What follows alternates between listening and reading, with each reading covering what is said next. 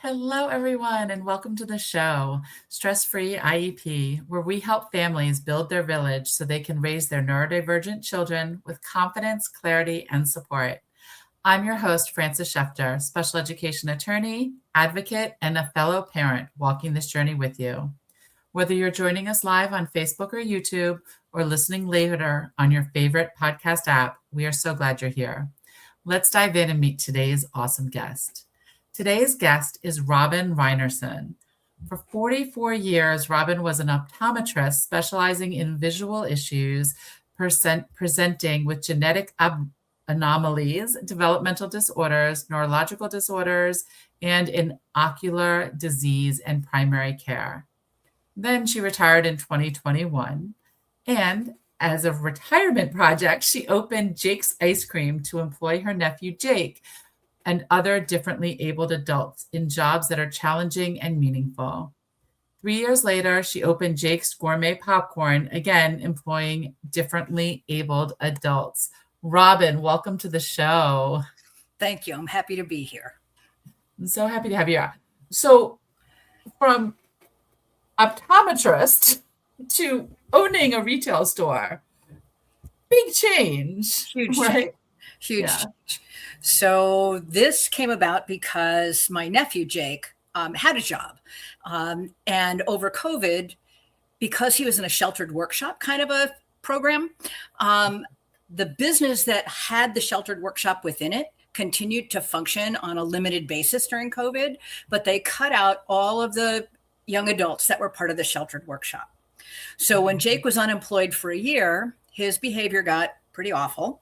And for a lot of us got a little rattled over not being able to do the things that we are in the habit of doing. And some of us took it in stride and some of us really lashed out. And so, Jake had, like many people with disabilities, had lots of difficulty because his whole social life and his whole reason to get up in the morning disappeared.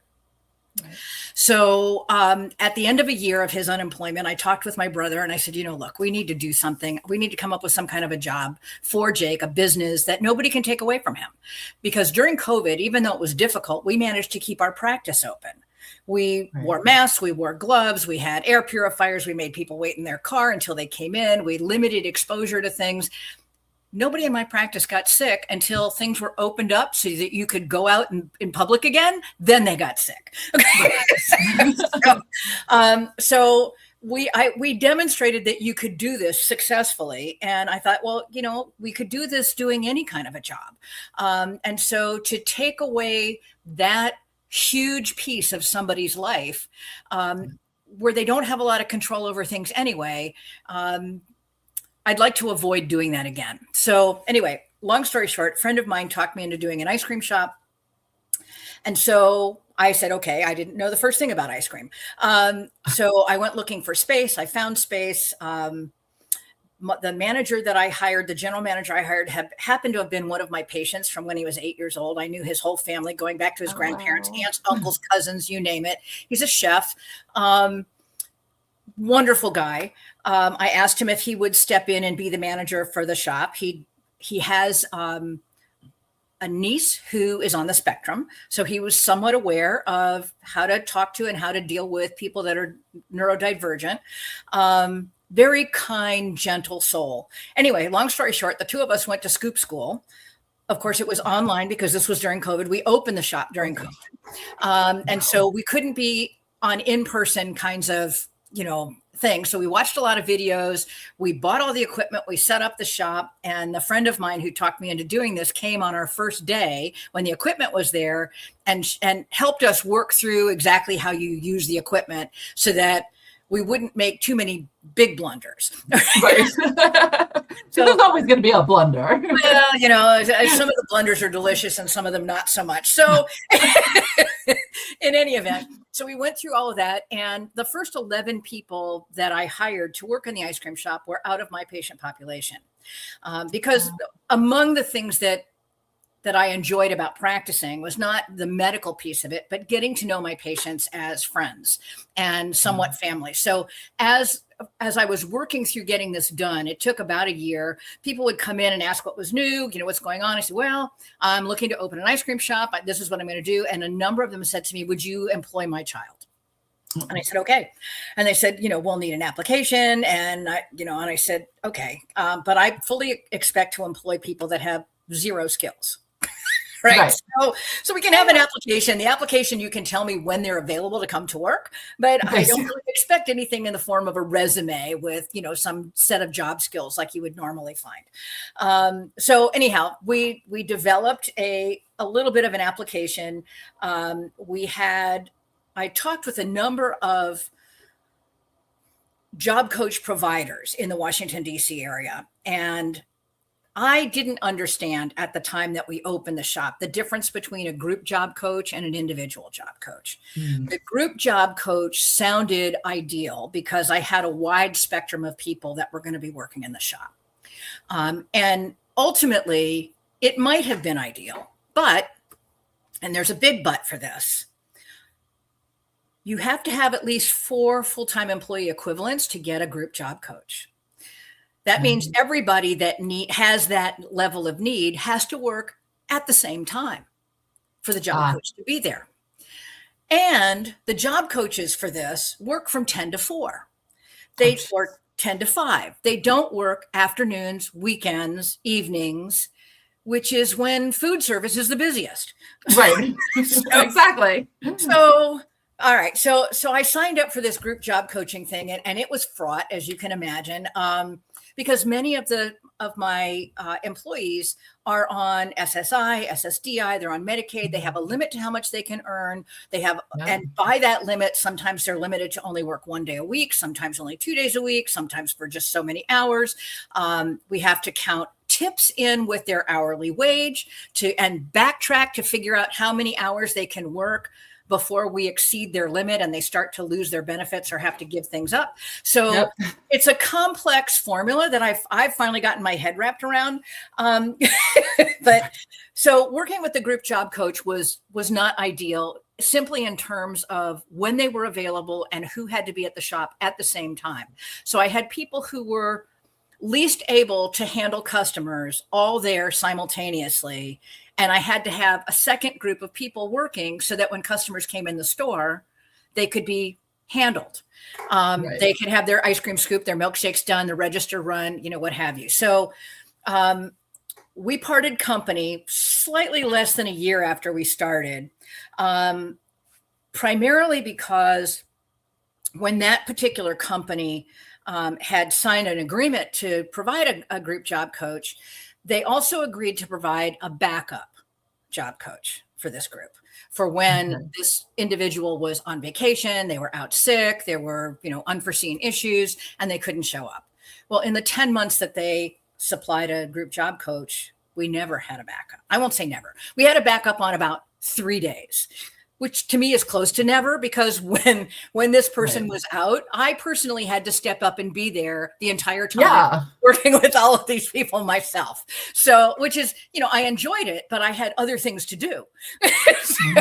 So the shop. this was not on my list of things to do for 3 weeks on end. Fine if it's 1 day here and 1 day there, but it's another thing if it's 5 days a week for 3 weeks in a row that I have to step up and do this on a full-time basis. So, and I was happy to do it for my staff, but I'm not happy with the company that supplied the group job coach because they couldn't do that. So we parted company, and the fascinating and ridiculous part of this is that when we did part company, they miraculously transitioned every single person that required a group job coach into a higher level of function needing only individual job coaching. So let me explain the difference between. Wait, so who transferred them? The people that were supplying the job coach and the community services board. Okay. They work together to determine what level assistance you might need. Got it. So we suddenly overnight went from 9 people needing a group job coach to nine people being completely independent and only needing an individual job coach. Now, group job coaches are there the entire time that the employee is working. and they are supervising a small group of people on a one-to-one or one to small number basis in doing certain tasks. When you transition to individual job coach, it sounds great because you're that one person with that one job coach. What people don't understand is you get individual job coaching for up to, but not more than 10 hours a month. And that's generally for 1 to 2 months. And then you're just monitored for how you're doing. So individual job coaching sounds good until you figure out exactly what you get from that. Right. So, which is not much. And I have often said to people, when I've been speaking to them about how awful I think this is, if you as a non-disabled, as a neurotypical individual were to go to a brand new job, could you be trained to do your job in 10 hours in a month? Oh, yeah. No. No. So why do we have expectations to take neurodivergent individuals and think that we can teach them to do their job in 10 hours a month or less? For 2 months. Wow. And then you go to monitoring.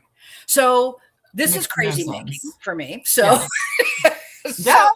well, but this is the reality of being an employer and understanding how job coaching works or fails to work.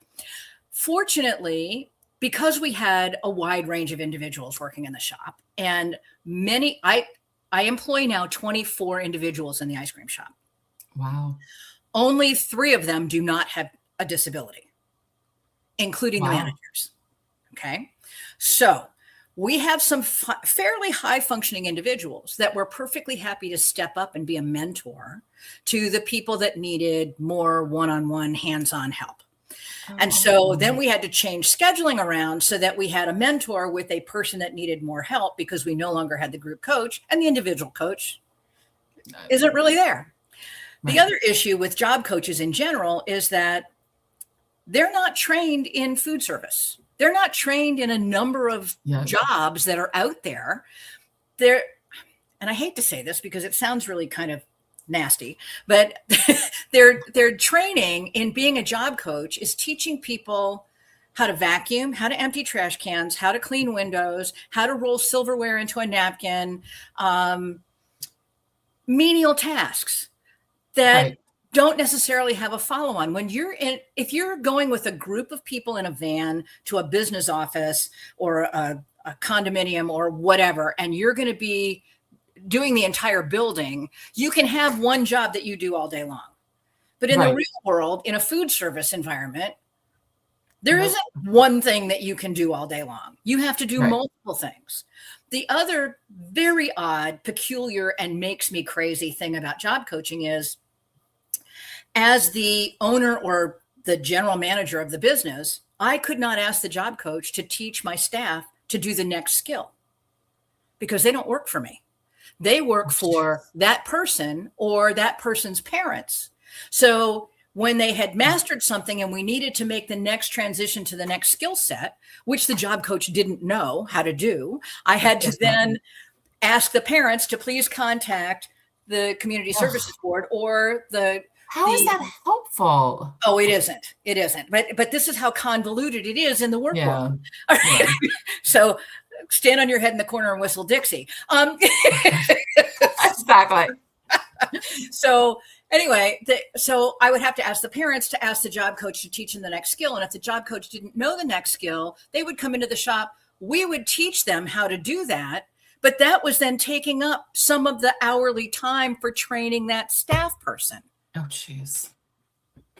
Which is ridiculous. Like you would just train the staff person. It's absolutely ludicrous. This whole thing is the tail wagging the dog. So, So I have, at this point in my life, sort of given up on job coaches. And I've said, you know what? I'm not doing this anymore. Some of my staff still have a job coach. And at this point, they just stand around like gargoyles once a month and they monitor. They don't help with anything. They just stand there with a clipboard, or they stand there and they watch, or they play on their phone, and then they leave. And they report in that this person is functioning at whatever level they're functioning at. And, fine, good luck to you. So having other staff mentor people who are less capable has worked out better in the long run. So So we have the group coach, we have the individual coach. My favorite way of bringing staff in is through internships that are run through the county school systems. Mm-hmm. I'm in Falls Church, which is in Fairfax County, but we butt right up against Arlington County. Okay. Arlington has Arlington PEP as their post-secondary program for neurodivergent individuals for job training. And Fairfax County near me has the Pulley Center and the Davis Center. Okay. Now, interestingly, the Davis Center and the Pulley Center either don't provide transportation for their students to go to places like our shops. They want the kids to take the bus. All right. But even if we deal with Alexandria High School, which is 2 miles down the road from us in the popcorn shop, it takes an hour and a half to take a bus because you have to change buses. Oh. And they have that just 3 adds hours. a whole nother level. Oh, yeah, they have 3 hours for training. And so they're basically travel training, and that's it. They get on the bus, they come down, they turn around, they go back. So the logistics of delivering people to a job site is not ideal. Right. Arlington PEP, which is not that close to me, but is close enough, they have made the commitment to put these kids on school buses and deliver them to job sites over the course of the week. Okay. Now, when they do this, the students come with a teacher as a job coach. So we'll get anywhere from 1 to 4, generally 3 students with a teacher, either for the entire school year or for half of the school year. All right. Okay. We teach, like we've done with all the job coaches, we teach the teacher how to do the different skills. And then the teacher comes in with the students. We have to be open to allow them to work so that we unlock the doors and what have you. But then the teacher basically takes over the training mode. That I think is ideal. And at the end of the year or the end of the session or whatever, if they have mastered these skills, then they're available to be hired. I have hired probably a third of my staff through the Arlington PEP program. Oh, that's great. And I think it's marvelous. Yeah. The last piece of job training puts the manager or the owner of the business as the person who does the training, which is the least ideal. All right. Because as most of us understand, training of somebody who's neurodivergent is going to take a lot of one-on-one time. Yeah. And generally the manager of a business has to manage other people. They can't be, they could be one-on-one short-term with somebody to do a certain task, but they can't be one-on-one the entire time somebody's there in the shop or in the business.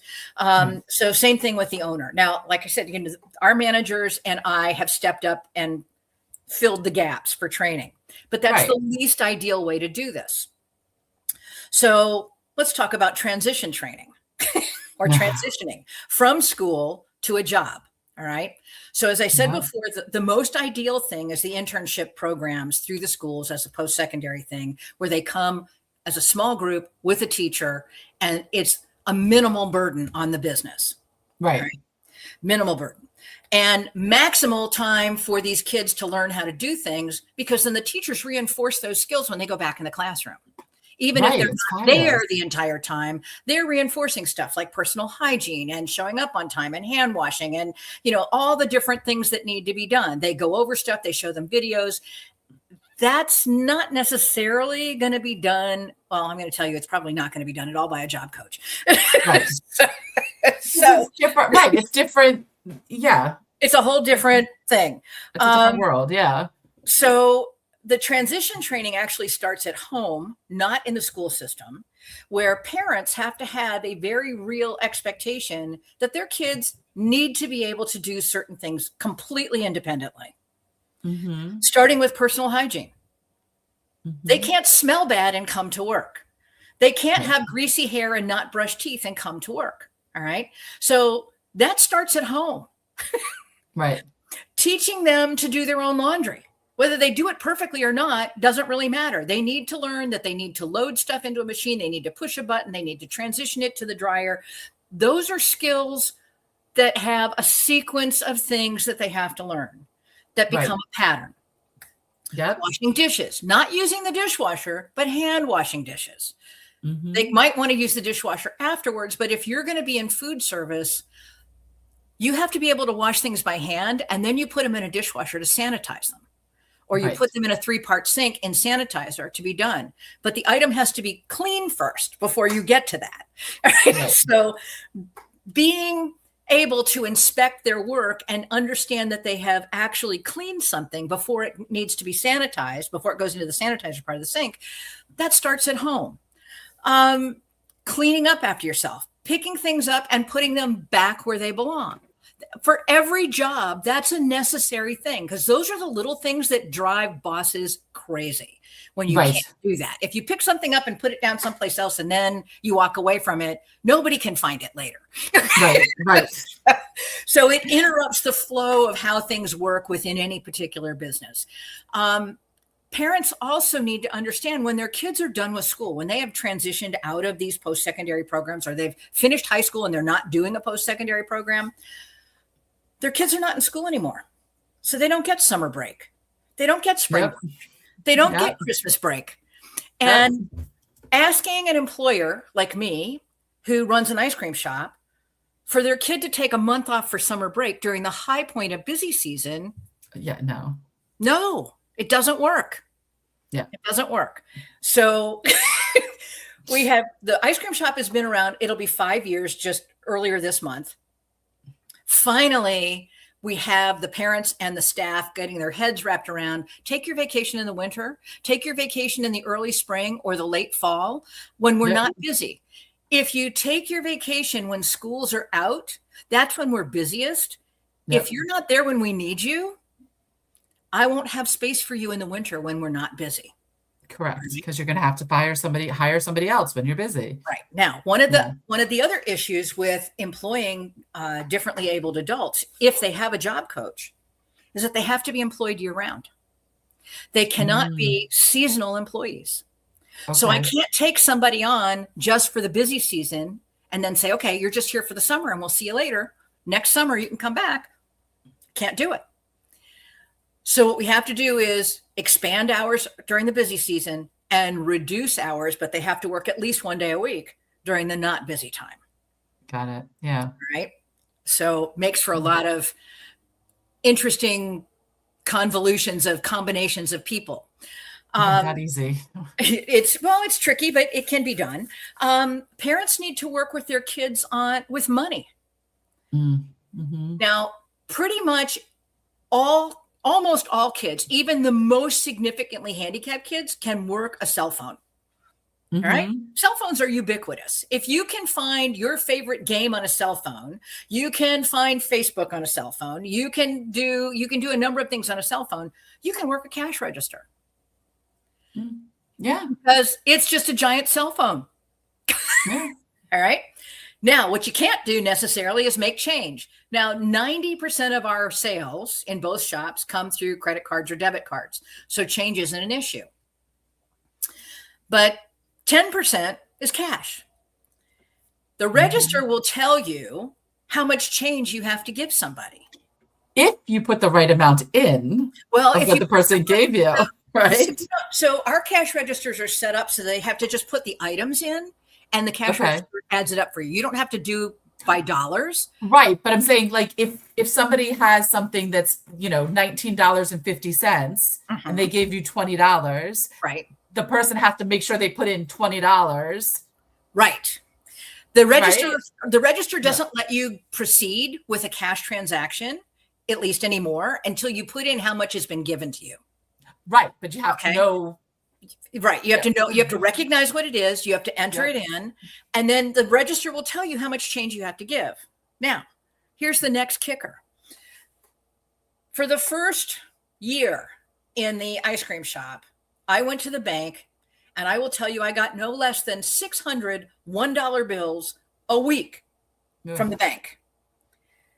Because some of my staff could make change, but if the change was $12.37, they'd pull 12 ones. They wouldn't pull a 10 and 2 ones. Okay. So the register balanced, but we were always out of ones. All right. So I would go multiple times a week, and the bank teller would go, "Oh, here she comes again. Right. How many do you want now?" Standard order. Right. Right. So there is a science and technology high school near us, but there's also one in Poolesville, Maryland. And the one in Poolesville, Maryland, Poolesville High School, has a requirement for the kids in the science and technology end of things to reach out to businesses that employ people with disabilities and find out if there's something that they can offer to make work easier for either the staff or the employer. So I asked them to create an app for me because I researched to a fare thee well all of the apps that are out there for making change. And they're all like freaking math problems. Sally has 12 apples. They cost 5 cents each. She, buys this many. So you have to go through the whole word problem. My staff can't do that. Many of them can't read. Right. All right. And even if they could read, it would take them so long to get through that. There were virtually no apps out there where you just put in the amount of money that you needed for change, and it would show you a $10 bill, a $5 bill, how many ones, how many quarters, nickels, dimes, pennies. So I had these students create an app for us. Oh, that's awesome. And it's magnificent. So it is free. I have sent the link to Kevin, and I told him that I was going to mention this. It'll be in the show notes. Yep. Okay. I give this to the parents of everybody that I hire because I expect them to do that. I work with the staff on making change in the back of the shop before we let them work at the register. So we practice doing this. They have access to the app while they're working if they want to, or they can put it on their phones to make things really quick. But once they have learned how to do this and think in those terms, making change is no longer an issue. Right. You don't really have to understand the math. You just have to understand how many coins go into making certain things. So we drill. I come in with the newer staff and I drill them on making change.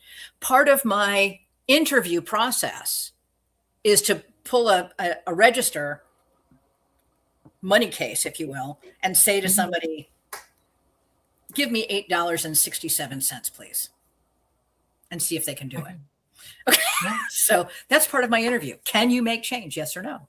If you can't, then I know I have to work with you. It's not a reason not to hire you, but it tells me whether I can put you on the register right away or not. It gives you your skill set. Right. Exactly. Awesome. So making change, being familiar with money, I don't care if they don't understand the value. All right. But they need to understand if somebody's buying something for $17, they need to have more than $17 or exactly the right amount before they can make change. So they have to have some concept. It doesn't have to be tight. It can be a loose concept. They have to have some concept of money. When they actually come to work, we have a book called How Do I? And I think this is probably backwards for your viewers. But the How Do I book has things written, but it also has that's awesome. Pictures and writing. So the first thing you do when you come in, hang up your jacket, get your apron, get your name tag, wash your hands, put on gloves. We have an opening and closing checklist. It shows the checklist. It shows, how to do different things with different stuff, how to set up the sanitizer buckets. How many tablets do you need to do that? So every task, all the way down to popping the popcorn, making the ice cream, doing whatever it is that we're doing, is in this book in laminated pages with pictures and words. Oh, that's awesome. I would say, it's standard operating procedures, but set for your client, right? But it's set for your work base, and exactly. So our opening checklist and our closing checklists are in laminated sheets. They have all the things that need to be set up to start the day. We have the staff use a dry erase marker to check off as each thing is done. I don't care who does it, but everything needs to be done before we can start doing anything else. Right. All right. Before we're available to work with customers, everything on this list has to be done. And then on the closing checklist, everything on that list has to be done before you can close the shop at the end of the day. So I make good use of dry erase markers and Right. laminated sheets. Costco box. In the popcorn shop, we have bags that have to be labeled. Now, in the popcorn shop, we don't have very many walk-in customers. We have some, but not. Ice cream is all walk-in customers. Right. And with some events where we pack the ice cream cart and deliver pre-scooped ice cream or tubs of ice cream to various and sundry locations. But generally speaking, it's, people are walking in the door and you've got to scoop the ice cream and understand cross-contamination and blah, blah, blah. In the popcorn shop, we get to work ahead of time. We get orders from companies that are doing gifts, that we get snack orders, we get catering orders, we get a bunch of things. So we have different size bags. This is one of them. And it has one of our labels on it without the flavor put here, because we have a separate label that will stick on the bag. My difficulty with staff here was people figuring out where to stick the label. So my significant other is very handy with woodwork, and he made a template. So it's got the label on the back. You can put a clear bag on the front, and you can see basically where to put your sticker. Oh, that's perfect. Yeah. So we have them in 4 different sizes. We currently at the popcorn shop have, we have cone shape thing here. Oh, okay. And it fits in like that. Shows you where to put that particular label. We currently have a contract with the kiosks on the National Mall to provide popcorn to them. Oh, that's awesome. To the tune of 750 bags to 800 bags of popcorn a week. And it's all like this. So we have a lot of these that have to be labeled. All right. And boxed.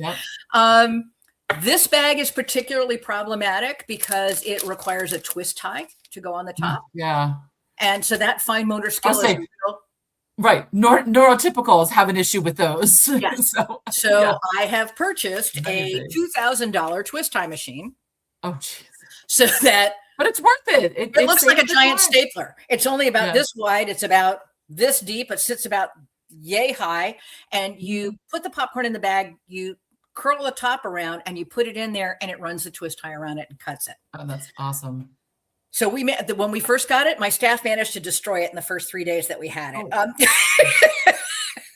So it went back to the manufacturer. It came back repaired, and it's been working fine ever since. But I tell you, so every time when we were only doing a few of these, I didn't worry about it because we do have some people that can do the twist ties manually without any difficulty. But everybody can't. Everybody can't. And so we needed to come up with a way that we could do a lot of these back to back to back to back without having repetitive wrist injuries or finger issues or what have you. So anytime we come across a new thing to do, I have to do a lot of problem solving to figure out how can we make this easy for people to do. It might be a little bulky with the wooden things, but you know what? It works. They can put a stack of bags on, put a label on, and take the next bag off and go through 10 and then put another 10 on or whatever. Because you can see through all the clear bags, so you can see where to put the stickers. So now I know they're not on their kitty wampus, and they make a decent presentation for whoever's going to purchase them. So we make as many accommodations as we need to try to help people succeed in what they're doing. When I'm teaching somebody how to make popcorn, we have the pictorial, so that goes first, and I send them videos on how to do this. So that's part of their initial introduction to working for the shop. They get a whole list of videos of how to do stuff, so they can review that at home. But we go over to the machine, to the popper, and I will say, okay, here's what we're going to do. We have these pre-measured containers of popcorn that go in. We have our popcorn machine. The oil is, I bought a machine that was much more expensive than I would have liked, but it pre-measures the amount of oil. So I don't have to have people pouring oil and getting it all over the floor, all over the tables, all over themselves, all over, everything. It would be like a greased pig slide by the time we got done at the end of the day. So this thing has a button that you push. It meters out the oil that you need for each thing that is going to be popped. So we've made it as reasonably foolproof as possible. Even I make mistakes on it on occasion because I forget to turn something on. But for the most part, I will show them how to do it. Then we'll do another thing and I will talk them through it. I put my hands like this. Yep. I don't touch the machine. And I go, okay, I'm going to tell you how. Turn this button on. Turn that button on. Do this, do this, do this, do this.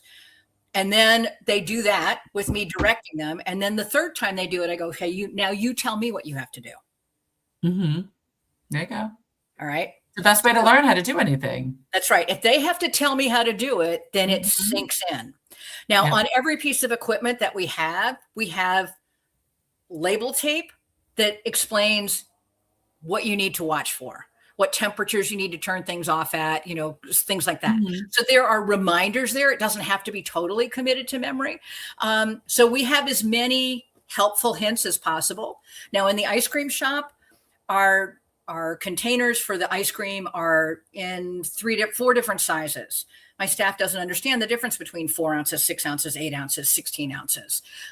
Small, medium, extra large, large. Right? In different colors.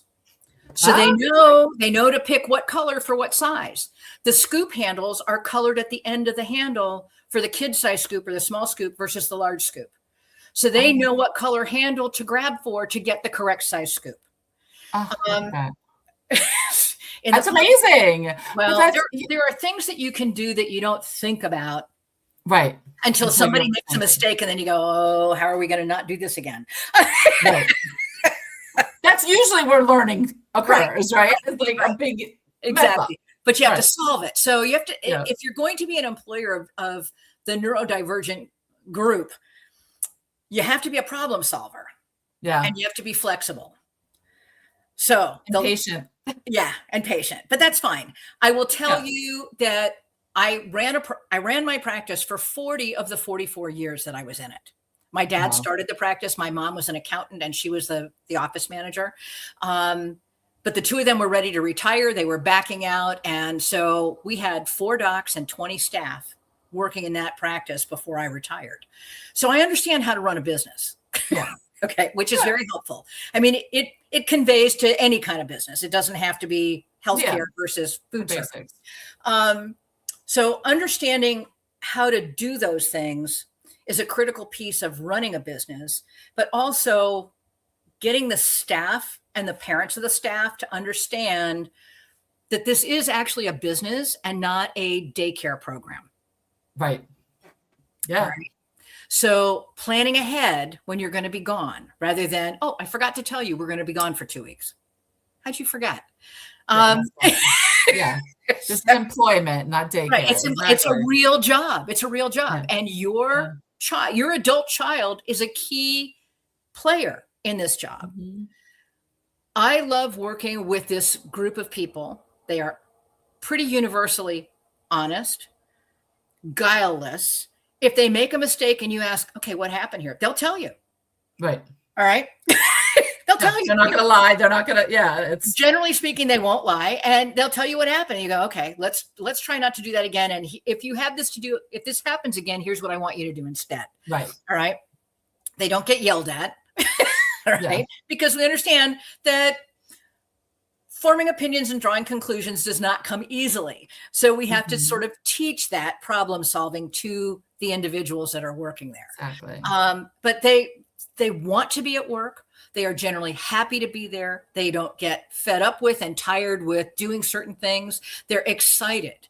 I do have to have, because we're in food service for both of these, I do have to have people that are able to speak and able to talk and to communicate with customers, because they do have to be able to explain food allergies and flavors and ask people what they want.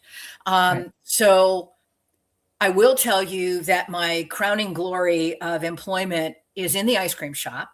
It's a young man who is a spastic quadriplegic in a wheelchair who works as a greeter 1 or 2 days a week in the shop, but he does all of our social media with a voice activated computer at home. Oh, we send him all the photos, we send him the videos, and he makes sure that they get uploaded. Oh, that's awesome. So he has, even though he can't use his arms and his legs, he likes being around the shop because he likes the social interactions, but you don't really need a greeter. All right. Right. I don't really need one, but we have him be a greeter, which is fine.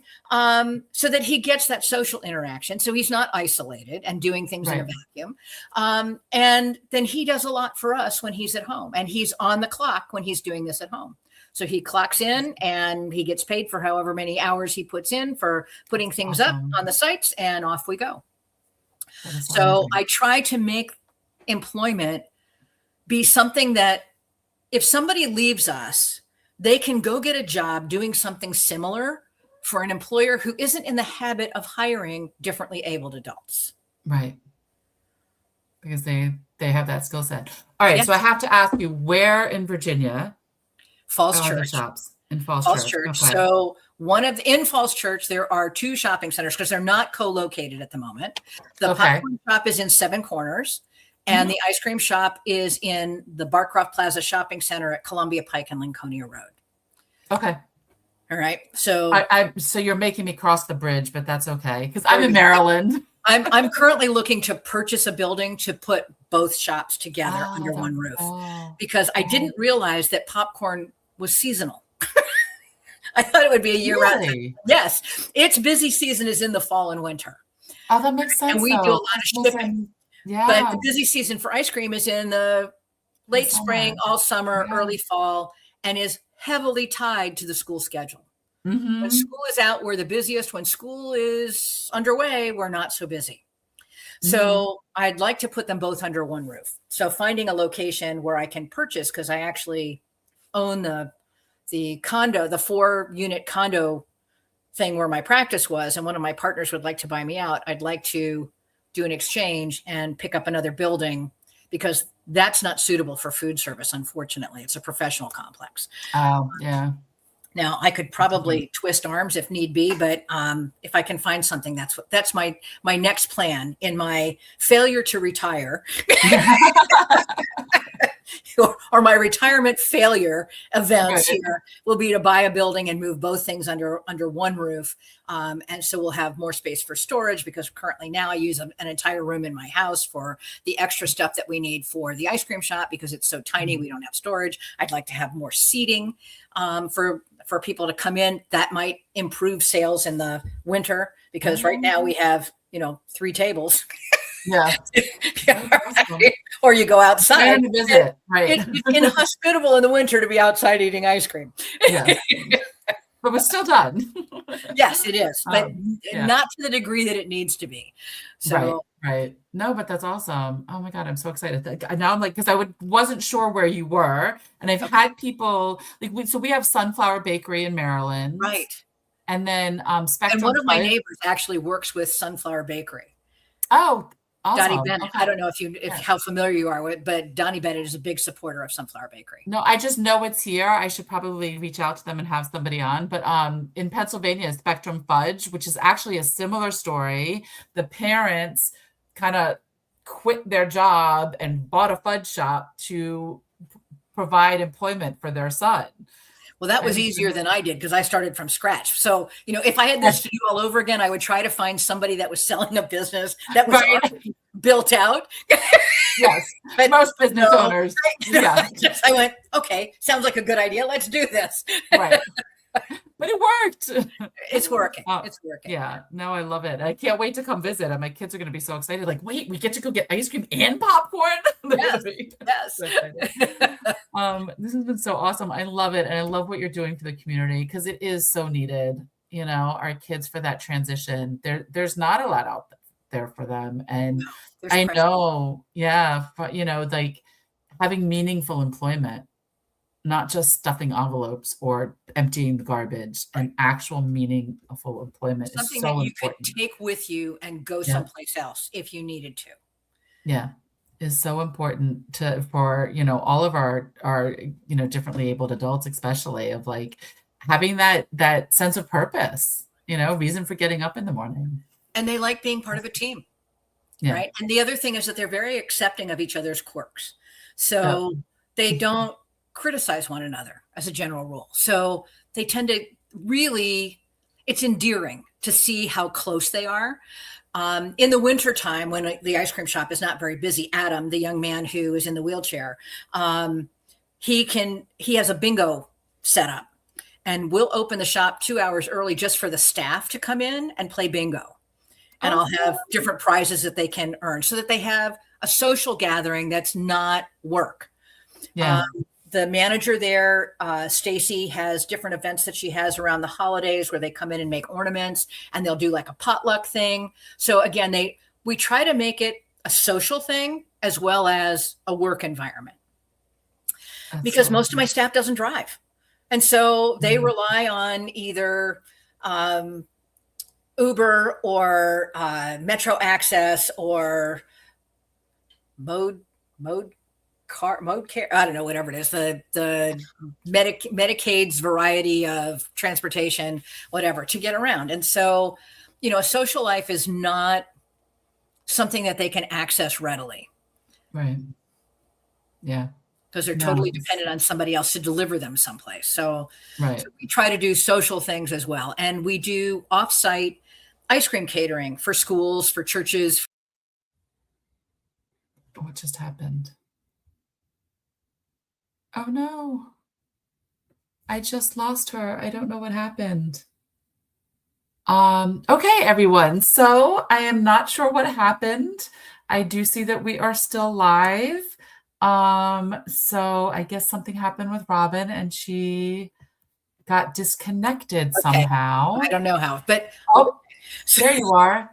Wait, I don't know what just happened, but you just kind of totally went off. Yes, the whole thing just went blank. I don't get it. So got it. Okay, so you're back. Good. I was just like, okay, I guess we'll. I disappeared into thin air. If only. Yeah. So no, I was getting ready to wrap up anyway because I noticed the time, but this has been like, and I know we're gonna have all of the links to the shop and to the popcorn. I'm assuming you have websites for both of them. Yes. For ordering. Then we'll have all of the links and also that link for the change making app. Yeah, for the change making app. That I love it. That is so amazing. And is there anything else that we did not talk about that you wanted to? Oh, there's probably lots. Right. Which we'll schedule weeks. And I was going to say, we can definitely schedule another time to have you on the show. I love having guests back. You've been so easy to talk with and so informative, and I think so helpful for our parents of kids that are getting ready for that transition, because that's a scary point of like, now what? My kids are graduating. Now what do we do? Where do we go? So it's been so wonderful. So thank you so much for being on the show with us. My pleasure. Thanks for having me.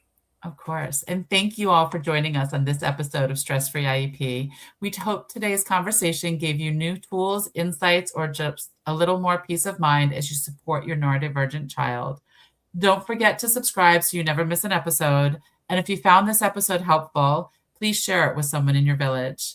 Next week, we're going to have episode 156, where Dr. Julie Davelman is going to talk about collaborative divorce for special needs families.